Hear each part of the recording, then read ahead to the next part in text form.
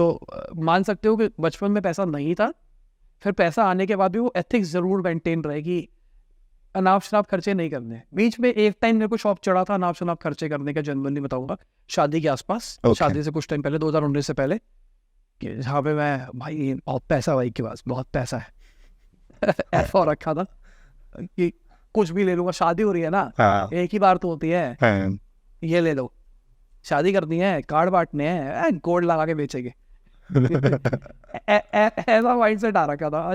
अनाप शनाप सोच थी कि हम ये भी कर लेंगे, ऐसा भी कर लेंगे, वैसा भी कर लेंगे। कपड़े लेने हैं, ये नॉर्मल ब्रांड ये पहनने हैं, अरमानी कुछ पहनेंगे और क्या पहनने हैं। जूते लेने हैं, मैं रोज जा रहा था जूते, और मतलब महंगे महंगे जूते लेके आ रहा था, 50-50, 60-60 हज़ार रुपए वाले जूते लेके आ रहा था, रोज 2-2 जूते। तो और अभी तक वही लॉट चल रहा है मेरा। तो वो मैं कहूँगा 6 महीने का जो पीरियड था शादी के तक का, मतलब मैं कहूँगा शादी के 1-1.5 महीने तक भी मैंने खर्चा किया है। ओके। जब कंपनी बेची तो अगेन पैसा आ गया, पर मतलब मेरे को ऐसा लगता है कि 2019 के बाद में मैं थोड़ा थ्रिफ्ट टाइप्स हो गया। क्या हो गया? कि थ्रिफ्ट, अच्छा थ्रिफ्ट हो गया, हाँ, सेटिस्फाइड हो गया। हाँ कि अगर नई जरूरत तो क्यों लेना है, नहीं है तो क्या करना है, पड़े हैं पैसे तो पड़े रहने, तो क्या टशन मारना है। तो वो शोशा खत्म हो गया, सही बताऊं तो। कौन सी एज में होता है आपको लगता है? पैसे आने के बाद होता है या एज के अकॉर्डिंग हो रहा है? क्योंकि मेरे साथ भी खत्म हो गया है यार। दोनों कह सकते हैं अगर हम कहें तो। ये एज, मतलब मुझे ऐसा सा फील भी आता है, मैं कई बार अपने स्टूडेंट्स को भी बोलता हूँ, यार बहुत उम्र हो गई है, देखा जाए तो 32 साल का ही हुआ अभी खाली, पर मैं सबको ये बोलता हूँ बहुत उम्र हो गई है। क्योंकि क्या हुआ, 13-14 साल कंपनी चला ली, बहुत कुछ देख लिया, 15 से ऐसा लगता है यार हम बहुत बड़े हो गए यार, बहुत कुछ कर लिया।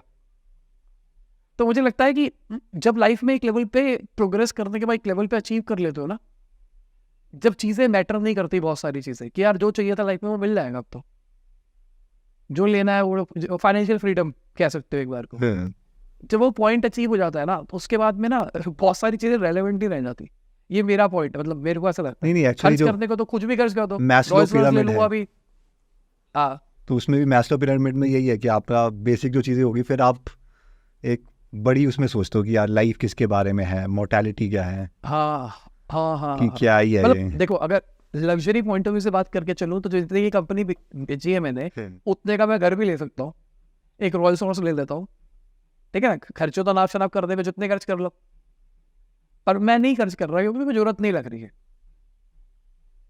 पॉइंट ये है, मुझे ऐसा लगता है कि अब वो वाला माइंडसेट आ गया जो मेरे पापा हमेशा बोलते थे ना, कुछ भी चाहिए होता था ना तो पापा कहते थे जरूरत है।